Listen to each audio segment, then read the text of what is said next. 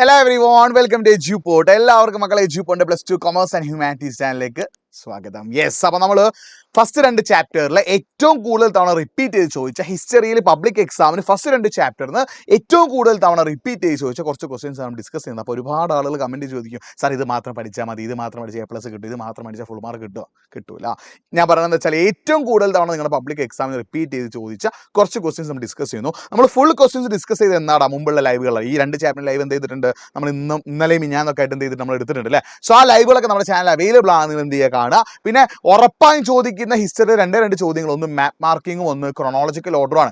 അതിൻ്റെ record video നമ്മുടെ channel available ആണ്, അത് നിങ്ങൾ എന്ത് ചെയ്യുക ഒന്ന് കാണട്ടോ. ഓക്കെ, അതൊക്കെ എന്ത് ചെയ്യണം, ഒന്ന് സെറ്റാക്കണം നമ്മുടെ ചാനലുണ്ട്. അപ്പോൾ ഞാൻ വീണ്ടും പറയുകയാണ്, നമ്മൾ നിങ്ങളുടെ പബ്ലിക് എക്സാമിന് ഏറ്റവും കൂടുതൽ തവണ റിപ്പീറ്റ് ചെയ്ത് ചോദിച്ച ഓരോ ചാപ്റ്ററിലെയും കുറച്ച് ക്വസ്റ്റ്യൻസ് ആണ് നമ്മൾ എന്ത് ചെയ്യുന്നത് ഈ ഒരു സെഷനിലൂടെ ഡിസ്കസ് ചെയ്യുന്നത്. ഇന്ന് നമ്മൾ ഫസ്റ്റ് 2 ചാപ്റ്ററിലെ ഏറ്റവും റിപ്പീറ്റ് ചെയ്ത് ചോദിച്ച ക്വസ്റ്റ്യൻസ് ഡിസ്കസ് ചെയ്യുന്നു. സോ ഇത് മാത്രം എക്സാം ചോദിക്കുന്നത് എനിക്ക് ഉറപ്പൊന്നും പറയാൻ പറ്റില്ല, കാരണം ഞാനല്ലല്ലോ ക്വസ്റ്റ്യൻ പേപ്പർ ഇടുന്നത്. സോ ഇതും ചോദിച്ചേക്കാം, ഇത് ചോദിക്കാതെ ഇരുന്നേക്കാം. പക്ഷേ എല്ലാ എക്സാമിനും ഉറപ്പായും ചോദിക്കുന്ന ക്വസ്റ്റ്യൻസ് നമ്മൾ ഡിസ്കസ് ചെയ്തത് ഈ ഒരു ചാപ്റ്ററിന്റെ ലൈവുകളിലാണ്. ആ ലൈവിന്റെ ലിങ്ക് ലൈവ് നമ്മുടെ ചാനൽ അവൈലബിൾ ആണ്, നിങ്ങൾ എന്ത് ചെയ്യുക ഒന്ന് ചെക്ക് ചെയ്യാം കേട്ടോ. ഓക്കെ, ഈ ചാപ്റ്റർ ഒരുപാട് തവണ ചോദിച്ചൊരു ക്വസ്റ്റ്യൻ ആണ് എന്ത്, burial system of Harappan people, Harappan ജനതയുടെ ശ്മശാന സമ്പ്രദായം എന്ത് ചെയ്യാൻ പരിശോധിക്കാൻ ഒരുപാട് തവണ എന്ത് ചെയ്തിട്ടുണ്ട്, എക്സാമിന് ചോദിച്ചിട്ടുണ്ട്. ശ്രദ്ധിച്ചോ, എങ്ങനെയാടാ, the study of burial system is a strategy to use to identify the social condition അല്ലേ. നമുക്ക് ഈ ശവസംസ്കാര രീതിയിലൂടെയാണ് എന്ത് മനസ്സിലാവുന്നത്, ഹാരപ്പൻ ജനതയുടെ സോഷ്യൽ കണ്ടീഷൻ അഥവാ സാമൂഹ്യ സ്ഥിതി, അവരെങ്ങനെയാണ് സാമൂഹ്യ സ്ഥിതി അല്ലെങ്കിൽ അവിടെ സമൂഹത്തിലുള്ള അവസ്ഥ എങ്ങനെയാണ് നമുക്ക് മനസ്സിലാകുന്നതിലൂടെയാണ് ഈ ബറിയൽ സിസ്റ്റത്തിലൂടെ കേട്ടോ. And the dead were generally laid in the pit but there were difference in the way of burial pit was made. അപ്പോൾ എന്താ, ഹാരപ്പൻ ജനതയെ പൊതുവെ എന്താണ് ചെയ്യുക, മൃതശരീരങ്ങൾ കുഴിച്ചിടാറാണ് പതിവ്. എന്നാൽ ശവക്കുഴികൾ ഒരുക്കും നമുക്ക് ഒരു വ്യത്യാസം കാണാൻ പറ്റും. അതായത് പൊതുവെ എന്താണ്, ഇവരെ കുഴിച്ചിടാണ് പതിവ്, പക്ഷേ ആളുകളുടെ ഫിനാൻഷ്യൽ സ്റ്റാറ്റസിനനുസരിച്ച് എന്ത് ചെയ്യും, ഈ ശവക്കുഴികൾ ഒരുക്കുന്നത് നമുക്ക് എന്ത് ചെയ്യാൻ കാണാൻ പറ്റും, വ്യത്യാസം കാണാൻ പറ്റും കേട്ടോ. ചില ശവക്കുഴികൾ പുറത്ത് എന്ത് വിരിച്ചിരിക്കും, ഇഷ്ടികകൾ അതായത് ബ്രിക്സിനെ കൊണ്ട് എന്ത് ചെയ്യും, അലങ്കരിച്ചിരിക്കും.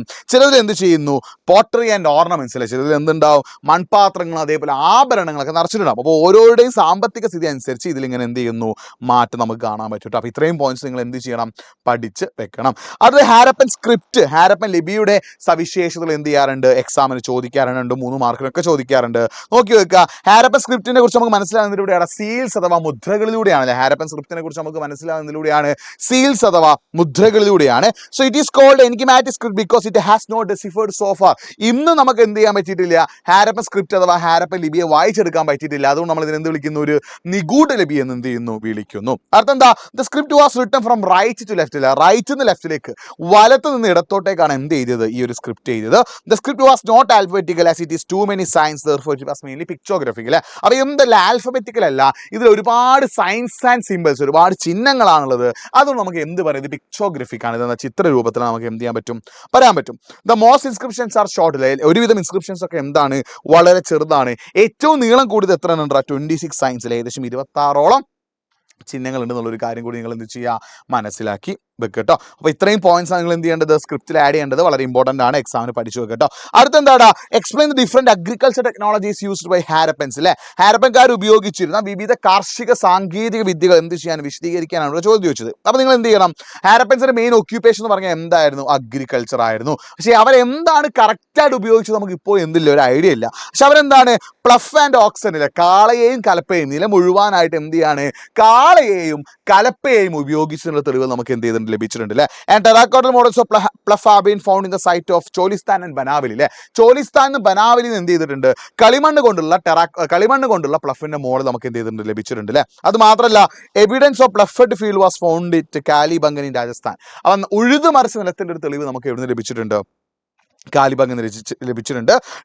Traces of canal were found in Shortughai Afghanistan. അപ്പോൾ അവരെന്ത് ചെയ്യാണ്, കനാലുകൾ നിർമ്മിച്ചിരുന്നു, അതായത് അഗ്രികൾച്ചർ ഫീൽഡിലേക്ക് കൃഷി ചെയ്യാനിടത്തേക്ക് എന്ത് നിർമ്മിച്ചിരുന്നു, കനാലുകൾ നിർമ്മിച്ചു എന്നുള്ളൊരു കാര്യം കൂടി നിങ്ങൾ എന്ത് ചെയ്യാൻ, മനസ്സിലാക്കി വെക്കുക. And water down from the well, കിണറുകളിൽ നിന്നുള്ള വെള്ളവും അവരെന്ത് ചെയ്തിരുന്നു, ഉപയോഗിച്ചിരുന്നു. അപ്പോൾ ഈ രീതിയിലുള്ള കാര്യങ്ങളൊക്കെ ഉപയോഗിച്ചിട്ടാണ് അവരെന്ത് നടത്തിയത്, അഗ്രികൾച്ചർ അഥവാ കൃഷി നടത്തിയത്. Water reservoirs found in Dholavira may have been used to store water for agriculture. അപ്പോൾ ധോളാവിര എന്ന് പറയുന്ന സ്ഥലത്ത് എന്ത് ചെയ്തിട്ടുണ്ട്, വലിയ വലിയ ജലസംഭരണികളുടെ അവശിഷ്ടങ്ങൾ ലഭിച്ചിട്ടുണ്ട്. അപ്പോൾ അതിനർത്ഥം എന്താ, അത്തരത്തിലുള്ള ജലസംഭരണികൾ എവിടെ ഉണ്ടായിരുന്നു, അന്നത്തെ കാലത്ത് ഹാരപ്പൻസ് ഉപയോഗിച്ചിട്ടുണ്ട് എന്നുള്ളൊരു കാര്യം കൂടി നിങ്ങൾ എന്ത് ചെയ്യുക, മനസ്സിലാക്കി വെക്കുക കേട്ടോ. അപ്പോൾ ഈ പോയിന്റ്സ് ഒക്കെ നിങ്ങൾ അതിലേക്ക് എന്ത് ചെയ്യണം, ആഡ് ചെയ്യണം, വളരെ ഇമ്പോർട്ടൻ്റ് ആണ്. അടുത്തെന്താ, ഹാരപ്പൻസിന്റെ ഫോറിൻ ട്രേഡ് അല്ലെങ്കിൽ ഫോറിൻ കൾച്ചർ ആയിട്ടുള്ള റിലേഷൻ എക്സാമിന് എന്ത് ചെയ്യാറുണ്ട്, ചോദിക്കാറുണ്ട്. 4 മാർക്കിനൊക്കെ ചോദിച്ചതാട്ടോ. പഠിച്ചു വെച്ചാൽ എന്താടാ, Harappan had contact with Oman, Mesopotamia, Bahrain and Persia. Oman, Mesopotamia, Bahrain, Persia എന്നീ രാജ്യങ്ങളുമായിട്ട് ആർക്ക് ബന്ധമുണ്ടായിരുന്നു? ഹാരപ്പൻസിന് ബന്ധമുണ്ടായിരുന്നു കേട്ടോ. സോ എന്താണ്, copper was probably brought from Oman. ശ്രദ്ധിക്കണേ, അത് ഹാരപ്പൻ സിവിലൈസേഷനിലേക്കുള്ള കോപ്പർ എവിടെ നിന്നാണ് കൊണ്ടുവന്നത്? ഒമാനിൽ നിന്നാണ് കൊണ്ടുവന്നുള്ള തെളിവ് നമുക്ക് ലഭിച്ചിട്ടുണ്ട് അല്ലേ. അതിനുള്ള പ്രധാന തെളിവ് എന്താ, both Oman copper and Harappan artefacts are trace of nickel suggestion. അതായത് ഹാരപ്പയിൽ നിന്ന് കോപ്പർ കൊണ്ട് ഉണ്ടാക്കിയ സാധനങ്ങളിലും ഒമാൻ കോപ്പറിലും എന്നാണ് ഏകദേശം ഒരേപോലെയുള്ള നിക്കലിന്റെ അംശം എന്ത് ചെയ്തിട്ടുണ്ട്, കണ്ടെത്തിയിട്ടുണ്ട്. അത് മാത്രമല്ല, ഹാരപ്പൻ ജാറിൽ ശ്രദ്ധിക്കണേ, അതായത് ബ്ലാക്ക് ക്ലേ, കറുത്ത കളിമണ്ണുള്ള വലിയൊരു ഹാരപ്പയുടെ ജാർ എന്ത് ചെയ്യാണ്, ഒമാനി സൈറ്റിൽ എന്ത് ചെയ്യാൻ പറ്റിയിട്ടുണ്ട്, കണ്ടെത്താൻ പറ്റിയിട്ടുണ്ട്. പിന്നെ അത് മാത്രമല്ല, മെസപ്പൊട്ടോമിയ എന്ത് ചെയ്യുന്നുണ്ട്, ഹാരപ്പയുമായിട്ട് ഹാരപ്പൻ സിവിലൈസേഷനുമായിട്ട് എന്തുണ്ടായിരുന്നു, ട്രേഡ് അഥവാ കച്ചവടം ഉണ്ടായിരുന്ന തെളിവുകൾ നമുക്ക് ലഭിച്ചിട്ടുണ്ട് അല്ലേ. അതായത് മെസപ്പൊട്ടോമിയയിലെ യൂണിഫോം ടെക്സ്റ്റിൽ പറയുന്ന മെലൂഹ എന്ന് പറഞ്ഞാൽ എന്താണ്, ഹാരപ്പയാണെന്ന് പൊതുവെ അഭിപ്രായം. ശ്രദ്ധിക്കണം, എന്താണ് മെസപ്പൊട്ടോമിയൻ യൂണിഫോം ടെക്സ്റ്റിൽ പറയുന്ന മെലൂഹയിൽ എന്തുണ്ട്, മെലൂഹ എന്നുള്ളൊരു പേര് പറയുന്നുണ്ട്. ആ മെലൂഹ ഹാരപ്പൻ സിവിലൈസേഷൻ ആണെന്ന് ആര് പറയുന്നു, ഹിസ്റ്റോറിയൻസ് പറയുന്നുണ്ട്. അത് മാത്രമല്ല, ഹാരപ്പൻ സീലുകളിലൊക്കെ നമുക്ക് എന്ത് കാണാൻ പറ്റും, കടലിന്റെയും കപ്പലിന്റെയും ഒക്കെ ചിഹ്നങ്ങൾ കാണാൻ പറ്റും. വിച്ച് മീൻസ് എന്താ, ഹാരപ്പൻ സിവിലൈസേഷൻ എന്താണ് കടലിലൂടെയും കപ്പലിലൂടെയും ഒക്കെ അവർ എന്ത് ചെയ്തിരുന്നു, ട്രേഡ് ചെയ്തിരുന്നു എന്നുള്ള തെളിവാണ് നമുക്ക് ലഭിക്കുന്നത്. ആ ഒരു കാര്യം നിങ്ങൾ എന്ത് ചെയ്യുക, മനസ്സിലാക്കി വെക്കുക കേട്ടോ. അടുത്തെന്താണ്, ഹാരപ്പൻ സീൽസ്, ഹാരപ്പൻ മുദ്രകളുടെ സവിശേഷതകൾ എന്ത് ചെയ്യാറുണ്ട്, എക്സാമിന് ചോദിക്കാറുണ്ട്, പഠിച്ചു വെക്കണം. എന്താടാ, the seals were the greatest artist creation of the Harappans അല്ലെ. ഹാരപ്പൻ സിവിലൈസേഷൻ ഏറ്റവും സവിശേഷമായ കരകൗശല വസ്തു എന്ന് പറഞ്ഞാൽ എന്താടാ, മുദ്രയാണ്. Most of our information about Harappa is gathered from the seals അല്ലെ. ഹാരപ്പയെ കുറിച്ചിട്ടുള്ള പല പ്രധാനപ്പെട്ട വിവരങ്ങളും നമുക്ക് മനസ്സിലായത് എന്തിലൂടെയാണ്, സീൽസ് അഥവാ മുദ്രകളിലൂടെയാണ്. സ്റ്റെറ്റേറ്റ് എന്ന് പറയുന്ന ഒരു കല്ല്, അതായത് വെണ്ണക്കല്ല് കൊണ്ടാണ് എന്ത് ചെയ്തത്, ഹാരപ്പൻ സീൽസ് നിർമ്മിച്ചിട്ടുള്ളത്. അറൌണ്ട് 2000 സീൽസ് വർ ഫൗണ്ട് അല്ലെ. ഏകദേശം 2000-ഓളം മുദ്രകൾ കണ്ടെത്തിയിട്ടുണ്ട്. പലതിലും എന്തുണ്ട്, ചിത്രങ്ങൾ നമുക്ക് കാണാൻ പറ്റും. Seals are the major source of information about Harappan script, Harappan ലിപിയെ കുറിച്ചിട്ടും നമ്മൾ അറിയാൻ സഹായിക്കുന്ന ഒന്നാണ് എന്ത്, സീൽ എന്ന് പറഞ്ഞാൽ. അത് മാത്രമല്ല, സീൽ അന്നത്തെ കാലത്ത് ഇന്ന് നമ്മൾ ആധാരം, അതായത് സ്വത്തിന്റെ ഒക്കെ ഒരു ഉടമസ്ഥാവകാശം ഉപയോഗിക്കുന്ന ആധാരം പോലെ അന്നത്തെ കാലത്ത് എന്ത് ഉപയോഗിച്ചിരുന്നു, സീലുകൾ ഉപയോഗിച്ചിരുന്നു എന്ന് പറയപ്പെടുന്നുണ്ട് കേട്ടോ.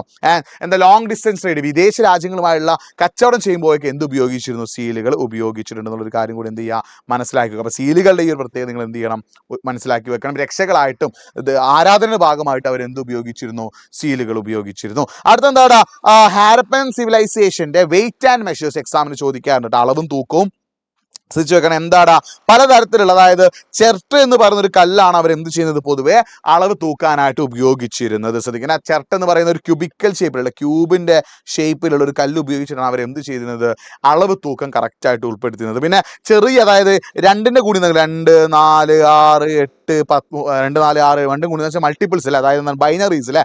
2, 4, 6, 8, 16, 32 അങ്ങനെയുള്ള ബൈനറീസ്, ഇരട്ടി, 2, 4, 8, 16, 32 അങ്ങനെയുള്ള ബൈനറീസ് അഥവാ ഇരട്ടി എന്ത് ചെയ്തിരുന്നു, ചെറിയ ചെറിയ അളവ് തൂക്കങ്ങളായിട്ട് അവർ ഉപയോഗിച്ചിരുന്നു ഒരു കാര്യം കൂടി എന്ത് ചെയ്യുക, മനസ്സിലാക്കി വെക്കട്ടോ. അപ്പൊ ഇത്രയും ക്വസ്റ്റ്യൻസ് ആണ് ഈ ചാപ്റ്ററിൽ ഏറ്റവും കൂടുതൽ തവണ റിപ്പീറ്റ് ചെയ്ത് ചോദിച്ചത്. അപ്പൊ ഞാൻ വീണ്ടും ആവർത്തിക്കുകയാണ്, ഇത് മാത്രം പഠിച്ചാൽ പോരാ, നമ്മൾ ലൈവിൽ ഇതിന് പുറമെ വേറെയും ഈ ചാപ്റ്ററിനുള്ള ക്വസ്റ്റ്യൻസ് എന്ത് ചെയ്തിട്ടുണ്ട്, ലൈവിൽ ഡിസ്കസ് ചെയ്തിട്ടുണ്ട്. അപ്പോൾ ലൈവ് നിങ്ങൾ നിർബന്ധമായിട്ട് കാണണം. നിങ്ങൾ കമന്റ് ചെയ്യുമ്പോൾ എന്താണ്, ഇത് മാത്രം പഠിച്ചാൽ ഫുൾ A+ കിട്ടും, ഇത് മാത്രം പഠിച്ചാൽ ഫുൾ മാർക്ക് കിട്ടുമോ. ഈ റെക്കോർഡ് വീഡിയോസ് ഇറങ്ങിയാൽ ഏറ്റവും റിപ്പീറ്റ് ചെയ്തുള്ള ക്വസ്റ്റ്യൻസ് നമ്മൾ എന്ത് ചെയ്യുന്നത്, റെക്കോർഡ് വീഡിയോസ് നമ്മൾ ഡിസ്കസ് ചെയ്യുന്നത്. ചിലപ്പോൾ ഇത് എന്ത് ചെയ്തേക്കാം, ചോദിച്ചേക്കാം, ചിലപ്പോൾ ചോദിക്കാതെ ഇരുന്നേക്കാം. അപ്പോൾ നിങ്ങൾ എന്ത് ചെയ്യുക, ലൈവിൽ നമ്മളൊരു ചാപ്റ്ററിന് ചോദിക്കാൻ ചാൻസ് ഉള്ള മുഴുവൻ ക്വസ്റ്റ്യൻസ് നമ്മൾ എന്ത് ചെയ്യുന്നുണ്ട്, ഡിസ്കസ് ചെയ്യുന്നത്. അപ്പോൾ നിങ്ങൾ ലൈവ് നിർബന്ധമായിട്ട് എന്ത് ചെയ്യണം, കാണണം കേട്ടോ. ഓക്കെ, അപ്പോൾ ഇത്രയുമാണ് ഫസ്റ്റ് ചാപ്റ്ററിൽ ഇമ്പോർട്ടൻ്റ് ആയിട്ട് വരുന്ന മോസ്റ്റ് റിപ്പീറ്റഡ് ക്വസ്റ്റ്യൻസ്. ഇത് മാത്രം കണ്ടാൽ പോരാ, നിങ്ങൾ ലൈവും കൂടിയും കാണണം കേട്ടോ. അടുത്ത എന്താണ്, സെക്കൻഡ് ചാപ്റ്ററിന് ഏറ്റവും കൂടുതൽ തവണ റിപ്പീറ്റ് ചെയ്ത് ചോദിച്ച ക്വസ്റ്റ്യൻ നോക്കാം. എന്താണ് ക്വസ്റ്റ്യൻ, എന്താണ് മഹാജനപദാസ്, അതിൽ ഏറ്റവും പവർഫുൾ ആയിട്ടുള്ള മഹാജനപദമായിട്ട് മഗധ മാറിയത് എന്തുകൊണ്ട്, ഒരുപാട് തവണ എക്സാമിന് ചോദിച്ചാണ്. ശ്രദ്ധിച്ചോ, എന്താടാ, in 6th century BC 16 states known as Mahajanapadas emerged in India. ഏകദേശം BC 16-ാം നൂറ്റാണ്ടിൽ എന്ത് ചെയ്യാണ്, ഇന്ത്യയിൽ 16 ഇൻഡിപെൻഡൻസ് സ്റ്റേറ്റിലെ 16 സ്വയംഭരണാവകാശമുള്ള രാഷ്ട്രങ്ങൾ ഉയർന്നു വന്നു. അവയെ വിളിക്കുന്ന പേരാണ് എന്ത്, മഹാജനപദാസ്. മഗധ, കോശാല, പഞ്ചാര, ഗാന്ധാര എന്നുള്ള പലതരത്തിലുള്ള മഹാജനപദാസ് എന്ത് ചെയ്തു, ഉയർന്നു വന്നു. ഇവിടെയുള്ള ആളുകൾ ഏതൊക്കെയാണ്, വജ്ജി, കോശാല, പാഞ്ചാല, ഗാന്ധാര, അവന്തി ഒക്കെ ആയിരുന്നു പ്രധാനപ്പെട്ടത്. ചിലത് എന്തായിരുന്നു, രാജഭരണമായിരുന്നു. ചിലത് എന്തായിരുന്നു, രാജഭരണമായിരുന്നു ഉണ്ടായിരുന്നെങ്കിൽ ചിലത് എന്താടാ, ജനപ്രതിനിധികൾ, അതായത് ജനങ്ങളുടെ സംഘം, ജനപ്രതിനിധികൾ അഥവാ ജനങ്ങളുടെ സംഘങ്ങളുടെ ഭരണം, അതായത് ജനങ്ങളുടെ ഒരു സമിതി ഭരണമാണ് എവിടെ ഉണ്ടായിരുന്നത്, ചില മഹാജനപദങ്ങളിൽ കേട്ടോ. എല്ലാ മഹാജനപദത്തിനും എന്തുണ്ടായിരുന്നു, ഒരു ക്യാപിറ്റൽ സിറ്റി. അപ്പൊ ഇതൊക്കെ എന്താ, മഹാജനപദത്തിന്റെ ഫീച്ചേഴ്സ് ആണ്. അത് പഠിച്ചു വെക്കണം, എക്സാമിന് ചോദിക്കാറുണ്ട് കേട്ടോ. Mahajanapadas maintained standing army and bureaucracies അല്ലെ. എന്താടാ, മഹാജനപദങ്ങൾ സ്ഥിര സൈന്യത്തെയും ഉദ്യോഗസ്ഥ വൃന്ദത്തെയും, അതായത് സൈന്യത്തെയും അതേപോലെ തന്നെ ഉദ്യോഗസ്ഥ വൃന്ദത്തെയും ആര് നിലനിർത്തിയിരുന്നു, മഹാജനപദാസ് നിലനിർത്തിയിട്ടുണ്ട്. ഈ മഹാജനപദത്തിൽ ഏറ്റവും പവർഫുൾ ആയിട്ടുള്ള മഹാജനപദം ഏതായിരുന്നു? മഗധയായിരുന്നു. ഏതായിരുന്നു? മഗധയായിരുന്നു. അതിന് റീസൺസ് എന്താണ്? ഫസ്റ്റ് റീസൺ എന്താ? Magadha was a fertile region where agriculture was very productive. അല്ലെ, മഗധ എന്ന് പറഞ്ഞാൽ എന്താ? ഫലഭൂയിഷ്ടമായുള്ള ഒരു മണ്ണായിരുന്നു. അവിടെ നല്ല രീതിയിൽ കൃഷി ചെയ്യാൻ പറ്റും. അപ്പൊ നല്ല രീതിയിൽ കൃഷി ചെയ്യാൻ പറ്റിയത് കൊണ്ട് തന്നെ എന്താണ്? നല്ല രീതിയിൽ വരുമാനം അവർക്ക് ലഭിച്ചു. അതുകൊണ്ട് അവർ ഏറ്റവും പവർഫുൾ ആയിട്ടുള്ള മഹാജനപദമായി മാറാനുള്ള റീസൺ ആയിട്ട് മാറി. അടുത്ത എന്താ? Iron mines were easily accessible and provide resources for tools and weapons. അല്ലെ, അതായത് ഈ മഗധയ്ക്ക് ചുറ്റുമുള്ള സ്ഥലങ്ങളിൽ നിന്ന് ധാരാളമായിട്ട് അയൺ, അതായത് ഇരുമ്പ് ധാരാളമായിട്ട് ലഭിച്ചിരുന്നു. അപ്പൊ ഈ ഇരുമ്പ് ധാരാളമായി ലഭിച്ചുകൊണ്ട് തന്നെ ഈ ഇരുമ്പ് ഉപയോഗിച്ചിട്ടുള്ള എക്യുപ്മെന്റ്സും അതേപോലെ തന്നെ വെപ്പൺസും ഉണ്ടാക്കാൻ പറ്റി. അതുകൊണ്ട് തന്നെ അവർക്ക് നല്ല രീതിയിൽ കൃഷി ചെയ്യാനും പറ്റി. തൊട്ടടുത്തുള്ള സ്ഥലങ്ങളൊക്കെ ആക്രമിച്ച് കീഴടക്കാനുള്ള അടിപൊളി വെപ്പൺസും ആർക്ക് ഉണ്ടായിരുന്നു? മഗധയ്ക്ക് ഉണ്ടായിരുന്നു. അത് മാത്രമല്ല, എലഫൻസിലെ മഗധയുടെ ആർമിയുടെ ഏറ്റവും വലിയ പ്രത്യേകത എന്താ? എലഫൻസ് അഥവാ നല്ല ആനകൾ ഉണ്ടായിരുന്നു. ശ്രദ്ധിക്കണേ, ആനകൾ ധാരാളമായിട്ട് ഉണ്ടായിരുന്നു. അപ്പൊ ആനകൾ ഉപയോഗിച്ച് അവർ നല്ല രീതിയിൽ യുദ്ധം ചെയ്തു. പിന്നെ മാത്രമല്ല, മഗധ റൂൾ ചെയ്ത റൂളേഴ്സ് ആരൊക്കെയാ? ബിംബിസാര, അജാതശത്രു, മഹാപത്മനന്ദ, ഇവരൊക്കെ എന്താ? നല്ല പവർഫുൾ റൂളേഴ്സ് ആയിരുന്നു. അതും എന്താണ്? മഗധ ഒരു പവർഫുൾ ആയിട്ടുള്ളതാവാൻ കാരണമായിട്ട് മാറി. പിന്നെ അത് മാത്രമല്ല, ഗംഗയ്ക്ക് ചുറ്റും എന്തുണ്ട്? മഗധയ്ക്ക് ചുറ്റും എന്തുണ്ട്? ഗംഗ ആൻഡ് ഇറ്റ്സ് ട്രിബ്യൂട്ടറീസിലെ ഗംഗയും പോഷണ നദികളും ഉണ്ട്. അപ്പൊ കൃഷിക്ക് വേണ്ട വെള്ളവും അതേപോലെ ട്രാൻസ്പോർട്ടേഷന് വേണ്ട രീതിയൊക്കെ എന്താണ്? മഗധയ്ക്ക് ചുറ്റും ഉണ്ടായിരുന്നു. ഈ കാരണം എന്താണ്? ഒരു മഗധ ഏറ്റവും പവർഫുൾ ആയിട്ടുള്ള മഹാജനപദമായി മാറാൻ കാരണമായി. പിന്നെ മഗധയുടെ തലസ്ഥാനമായ രാജഗൃഹമായാലും പാടലിപുത്രയായാലും അതൊക്കെ എന്താണ്? സ്ട്രാറ്റജിക് പൊസിഷൻ, അതായത് ഏറ്റവും ഇമ്പോർട്ടൻ്റ് ആയുള്ള പൊസിഷനിലായിരുന്നു ആര് നിന്നിരുന്നത്? അവർ നിന്നിരുന്നത്. ഈ കാരണം കൊണ്ടും എന്ത് ചെയ്യാണ്? അവർ ഒരു പവർഫുൾ ആയിട്ടുള്ള മഹാജനപദമായിട്ട് മാറി. പഠിച്ചു വെക്കണം, എക്സാമിന് എന്ത് ചെയ്യാറുണ്ട്? ചോദിക്കാറുണ്ട്. എന്തുകൊണ്ടാണ് മഗധ പവർഫുൾ ആയിട്ടുള്ള മഹാജനപദമായിട്ട് മാറിയത്? ഓക്കെ, ശ്രദ്ധിക്കുക. അടുത്ത എന്താണ്? അനലൈസ് കണ്ടിട്ട് പ്രയാഗ പ്രശസ്തി അല്ലെങ്കിൽ എന്താണ്? അലഹാബാദ് പ്രശസ്തി. അലഹാബാദ് പ്രശസ്തിയെ കുറിച്ചിട്ട് അല്ലെങ്കിൽ പ്രയാഗ പ്രശസ്തിയെ കുറിച്ചിട്ട് എക്സാമിന് ചോദിക്കാറുണ്ട്. നോക്കി വെക്കുക, എന്താണ് പ്രയാഗ പ്രശസ്തി എന്ന് പറഞ്ഞാൽ? It's A special kind of inscription composed in place of Kings. അതായത് രാജാക്കന്മാരെ പ്രകീർത്തിച്ചുകൊണ്ടുള്ള പ്രത്യേകതരം കവിത അല്ലെങ്കിൽ കല്ലിൽ കൊത്തിച്ച സംഭവത്തെ നമ്മൾ എന്ത് വിളിക്കുന്നത്? പ്രയാഗ പ്രശസ്തി. ആരാണ് പ്രയാഗ പ്രശസ്തി രചിച്ചത്? Which also known as Allahabad Prashasti was composed by a Sanskrit by Harisena. അല്ലെ, composed in Sanskrit by Harisena. സംസ്കൃത ഭാഷയിൽ ഹരിസേന രചിച്ചതിനെ നമ്മൾ എന്ത് വിളിക്കുന്നത്? Prayaga Prashasti. Harisena was a court പോയിന്റ് ഓഫ് സമുദ്രഗുപ്ത. സമുദ്രഗുപ്തൻ എന്തായിരുന്നു സമുദ്രഗുപ്തന്റെ സമുദ്രഗുപ്തന്റെ സദസ്സിലുള്ള ഒരു കവിയായിരുന്നു ആര്? ഹരിസേനൻ. ഈ ഒരു കാര്യം നിങ്ങൾ എന്ത് ചെയ്യണം? മനസ്സിലാക്കി വെക്കണം. നമ്മൾ ഗുപ്ത കാലഘട്ടത്തെ കുറിച്ചിട്ട് ഏറ്റവും കൂടുതൽ അറിയാൻ പറ്റുന്നത് എന്തിലൂടെയാണ്? പ്രയാഗ പ്രശസ്തിയിലൂടെയാണ് കേട്ടോ. അപ്പൊ ഈ ഒരു പോയിന്റ് എന്ത് ചെയ്യണം? പഠിച്ചു വെക്കണം, എക്സാമിന് എന്ത് ചെയ്യാറുണ്ട്? ചോദിക്കാറുണ്ട് കേട്ടോ. പിന്നെ ശ്രദ്ധിക്കണം, എന്താണ് മൗര്യൻ ഡൈനാസ്റ്റി, മൗര്യൻ എംപയർ. ശ്രദ്ധിക്കണം, മൗര്യൻ എംപയറിന്റെ സോഴ്സസ് ഇല്ല. മൗര്യൻ എംപയറിനെ കുറിച്ചിട്ട് നമുക്ക് അറിയാൻ പറ്റുന്നത് ഏതിലൂടെയൊക്കെയാണ്? എക്സാമിന് ചോദിക്കാൻ കേട്ടോ. മൗര്യൻ എംപയറിനെ കുറിച്ചിട്ട് നമുക്ക് അറിയാൻ പറ്റുന്നത് ഏതിലൂടെയൊക്കെയാണെന്ന് എന്ത് ചെയ്യാറുണ്ട്? എക്സാമിന് ചോദിക്കാറുണ്ട്. ഏതൊക്കെയാണ് മൗര്യൻ എംപയറിനെ കുറിച്ച് അറിയാനുള്ള സോഴ്സസ്? ഒന്ന്, മെഗസ്തനീസിന്റെ ഇൻഡിക്കൽ. ശ്രദ്ധിക്കണം, അന്നത്തെ കാലത്ത് ഇന്ത്യയിലെത്തിയ ഒരു ഗ്രീക്കുകാരനായ ട്രാവലായിരുന്ന ഒരു മെഗസ്തനീസിന്റെ ഇൻഡിക്ക എന്ന് പറഞ്ഞ ബുക്കിലൂടെ നമുക്ക് എന്ത് ചെയ്യുന്നു? മൗര്യ ഡൈനാസ്റ്റിയെ കുറിച്ച് അറിയാൻ പറ്റുന്നുണ്ട്. പിന്നെ അതേപോലെ മൗര്യ ഡൈനാസ്റ്റിയുടെ പവർഫുൾ ആയിട്ടുള്ള ഒരു മന്ത്രിയായിരുന്ന കൗട്ടില്യന്റെ അർത്ഥശാസ്ത്രത്തിലൂടെ നമുക്ക് എന്ത് ചെയ്യുന്നു? മൗര്യ ഡൈനാസ്റ്റിയെ കുറിച്ച് അറിയാൻ സഹായിക്കുന്നുണ്ട്. പിന്നെ ഒന്നാണ് എന്ത്? മുദ്രരാക്ഷസ്, അതായത് വിശാഖദത്തൻ എഴുതിയിട്ടുള്ള മുദ്രാരാക്ഷസം എന്ന് പറഞ്ഞ നാടകത്തോടെ, ഈ നാടകത്തിൽ പറഞ്ഞ എന്താ? ചന്ദ്രഗുപ്ത മൗര്യൻ എങ്ങനെയാണ് നന്ദ രാജവംശത്തെ കീഴടക്കിയത്. ഇതിലൂടെ നമുക്ക് എന്ത് ചെയ്യുന്നു? മൗര്യ ഡൈനാസ്റ്റിയെ കുറിച്ചിട്ട് കൂടുതലായിട്ട് മനസ്സിലാവുന്നു. പിന്നെ അന്നത്തെ കാലത്തെ ബുദ്ധ ജൈന ടെക്സ്റ്റുകളിലെ ഗ്രന്ഥങ്ങളിലൂടെയും അന്നത്തെ കാലത്തെ സ്കൾപ്ചർ ശില്പങ്ങളിലൂടെയും കോയിൻസ് നാണയങ്ങളിലൂടെയും പിന്നെ അശോകന്റെ കൊത്തുലിഖിതങ്ങൾ, അശോകന്റെ എഡിക്സിലൂടെയും നമുക്ക് എന്ത് ചെയ്യുന്നുണ്ട്? മൗര്യ ഡൈനാസ്റ്റിയെ കുറിച്ച് മനസ്സിലാവുന്നുണ്ട്. ഈ ഒരു കാര്യം നിങ്ങൾ എന്ത് ചെയ്യണം? പഠിച്ചു വെക്കണം. വളരെ വളരെ ഇമ്പോർട്ടൻ്റ് ആണ്. ഈ ഒരു ചാപ്റ്ററിൽ നിന്ന് മാപ്പ് ചോദിക്കാൻ ചാൻസ് ഉണ്ട്. മാപ്പിന്റെ വീഡിയോ സെപ്പറേറ്റ് ആയിട്ട് നമ്മുടെ ചാനൽ അവൈലബിൾ ആണ്. നിങ്ങൾ നിർബന്ധമായിട്ടും എന്ത് ചെയ്യണം? കാണണം കേട്ടോ, മറന്ന് പോകരുത്. അടുത്ത ഈ ഒരു ചാപ്റ്റർ എക്സാമിന് ചോദിക്കാൻ ചാൻസ് ഉള്ള ക്വസ്റ്റൻ ആണ് എന്ത്? മെഗസ്തനീസ്, അതായത് മൗര്യൻ സാമ്രാജ്യം വിസിറ്റ് ചെയ്ത മെഗസ്തനീസ് എന്ത് ചെയ്യാണ്? മൗര്യൻ സാമ്രാജ്യത്തിന്റെ മിലിറ്ററി അഡ്മിനിസ്ട്രേഷനെ കുറിച്ച് പറയുന്നുണ്ട്. അത് എക്സാമിന് എന്ത് ചെയ്യാറുണ്ട്? ചോദിക്കാറുണ്ട് കേട്ടോ. സോ എന്താണ് മെഗസ്തനീസ് മെൻഷന്റെ 6 committee for coordinating military activity. അല്ലെ, മെഗസ്തനീസ് എന്ത് ചെയ്യുന്നുണ്ട്? മൗര്യൻ സാമ്രാജ്യത്തിലെ പട്ടാളത്തെ എന്ത് ചെയ്യണം? ഓർഗനൈസ് ചെയ്യാനുള്ള ഒരു 6 സബ് കമ്മിറ്റികളെ കുറിച്ച് എന്ത് ചെയ്യുന്നുണ്ട്? പറയുന്നുണ്ട്. അതിൽ ഒന്നാമത്തെ കമ്മിറ്റിയുടെ ഡ്യൂട്ടി എന്താണ്? നേവി. അല്ലെ, എന്താ ചെയ്യുക? നാവികസേനയുടെ കാര്യങ്ങൾ നോക്കുന്നത് ആരാണ്?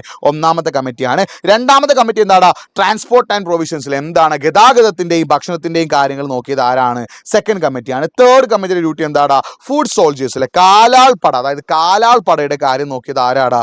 തേർഡ് കമ്മിറ്റിയാണ്. അതേപോലെ തന്നെ നിങ്ങൾ ശ്രദ്ധിക്കേണ്ട കാര്യം എന്താണെന്ന് വെച്ചാൽ ഫോർത്ത് കമ്മിറ്റിയുടെ ഡ്യൂട്ടി എന്താ? ഹോഴ്സസ് അഥവാ എന്താണ്? കുതിരകളുടെ കാര്യം നോക്കിയത് ആരാണ്? ഫോർത്ത് കമ്മിറ്റിയാണ്. ഫിഫ്ത്ത് കമ്മിറ്റിയുടെ ഡ്യൂട്ടി എന്താ? ചാരിയോട്സ്, തേരുകളുടെ കാര്യം നോക്കിയത് ആരാണ്? ഫിഫ്ത്ത് കമ്മിറ്റിയാണ്. സിക്സ്ത് കമ്മിറ്റിയുടെ ഡ്യൂട്ടി എന്താ? എലഫൻസിൽ ആനകളുടെ കാര്യം നോക്കിയത് ആരാണ്?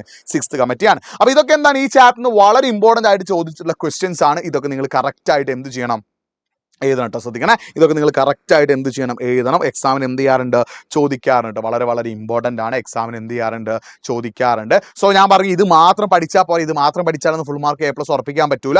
ഇതിന് പുറമെ നമ്മൾ ലൈവിൽ ഡിസ്കസ് ചെയ്യുന്ന ക്വസ്റ്റ്യൻ ചോദിക്കാം. ഇതെന്താ മോസ്റ്റ് റിപ്പീറ്റ് ആണ്, അതായത് നിങ്ങളുടെ പബ്ലിക് എക്സാമിന് ഏറ്റവും കൂടുതൽ തവണ റിപ്പീറ്റ് ചെയ്ത് ചോദിച്ചിട്ടുള്ള ഫസ്റ്റ് 2 ചാപ്റ്ററിലെ ക്വസ്റ്റ്യൻസ് ആണ്. ഇതിന് പുറമെ വേറെയും ക്വസ്റ്റ്യൻസ് എന്ത് ചെയ്യാറുണ്ട്, എക്സാമിന് അവിടെ ഇവിടെയൊക്കെ ആയിട്ട് ചോദിക്കാറുണ്ട്. അത് നമ്മൾ ഡിസ്കസ് ചെയ്ത് എവിടെയാണ്, ലൈവിലാണ്. അത് നിങ്ങൾ നിർബന്ധമായിട്ടും എന്ത് ചെയ്യണം, കാണണം കേട്ടോ. Okay, yes. ബാക്കി നമുക്ക് നെക്സ്റ്റ് ക്ലാസ്സിൽ മറ്റൊരു മോസ്റ്റ് റിപ്പീറ്റഡ് ക്വസ്റ്റ്യൻസുമായിട്ട് വീണ്ടും കാണാം. സോ ലൈവിലേക്കൊക്കെ സെറ്റാക്കി വരിക. മാപ്പിൻ്റെയും ക്രോണോളജിക്കൽ ഓർഡറിൻ്റെയും വീഡിയോ അവൈലബിൾ ആണ്. നിങ്ങൾ നിർബന്ധമായിട്ടും എന്ത് ചെയ്യണം, കാണണം. ബാക്കി നമുക്ക് നെക്സ്റ്റ് ക്ലാസ്സിൽ കാണാം. സോ അതുവരേക്കും ബൈ. നിങ്ങളുടെ അഭിപ്രായങ്ങളും കാര്യങ്ങളൊക്കെ എന്ത് ചെയ്യുന്ന കമൻറ്റ് ബോക്സിൽ ടൈപ്പ് ചെയ്യുക. മാപ്പിൻ്റെയും ക്രോണോളജിക്കൽ ഓർഡറിൻ്റെയും വീഡിയോ വളരെ ഇമ്പോർട്ടൻ്റ് ആണ്. നമ്മുടെ ചാനൽ അവൈലബിൾ ആണ്. നിങ്ങൾ നിർബന്ധമായിട്ടും കാണണം. So by.